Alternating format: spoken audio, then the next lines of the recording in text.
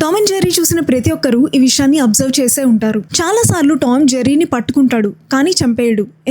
ఎందుకంటే ఒకవేళ జెర్రీని నిజంగానే చంపేస్తే టామ్ కి ఇంకా వాల్యూయే ఉండదు. అతని జీవితానికి ఉన్న పర్పస్ కూడా అక్కడితో ముగిసిపోతుంది. అందుకే టామ్ ఆ ఆటని ఆ వేటని అలా కొనసాగిస్తూనే ఉంటాడు. జెర్రీ ఉన్నంత కాలమే తనకి వాల్యూ ఉంటుందని టామ్ కి బాగా తెలుసు. మనం సరిగ్గా ఆలోచిస్తే ఇది మన రియల్ లైఫ్ లో కూడా చాలా వాటికి అప్లై అవుతుంది. ఫర్ ఎగ్జాంపుల్ బ్యాంక్స్ ని తీసుకోండి. ఒకవేళ వాళ్ళు నిజంగానే మీ అప్పులన్నీ పూర్తిగా తీరిపోయేలాగా మీకు హెల్ప్ చేస్తే వాళ్ళకి ఇంకా బిజినెస్ ఉండదు. చివరికి బ్యాంకులన్నీ మూసుకోవాల్సిన పరిస్థితి వస్తుంది. ఇదే లాజిక్ మెడికల్ ఇండస్ట్రీకి కూడా అప్లై అవుతుంది. ఒకవేళ వాళ్ళు ఇచ్చే మెడిసిన్స్ ట్రీట్మెంట్స్ మిమ్మల్ని పూర్తిగా నయం చేసేస్తున్నాయే అనుకోండి, ఇంకా మీరు మళ్ళీ హాస్పిటల్స్ కే వెళ్లరు. అలాగే వాళ్ళ మెడిసిన్స్ ని కూడా మళ్ళీ కొనరు. ఈ మ్యానిపులేషన్ టెక్నిక్ ని సైకాలజీలో డిపెండెన్సీ క్రియేషన్ అని అంటారు. గవర్నమెంట్ అయినా పెద్ద పెద్ద కంపెనీల సీఈఓలైనా లేకపోతే మీ పర్సనల్ రిలేషన్షిప్స్ లో అయినా చాలా సందర్భాల్లో ఇదే సైకాలజీని ఉపయోగిస్తూ ఉంటారు. మీరు పూర్తిగా వెళ్ళిపోకుండా ఉండేంత ఆశని మాత్రం చూపిస్తారు, కానీ నిజానికి మీరు కోరుకున్నది ఎప్పటికీ మీకు పూర్తిగా దక్కనివ్వరు. ఎందుకంటే వాళ్ళు లేకపోయినా నేను బతకగలను అని ఒకసారి మీరు డిసైడ్ అయ్యారంటే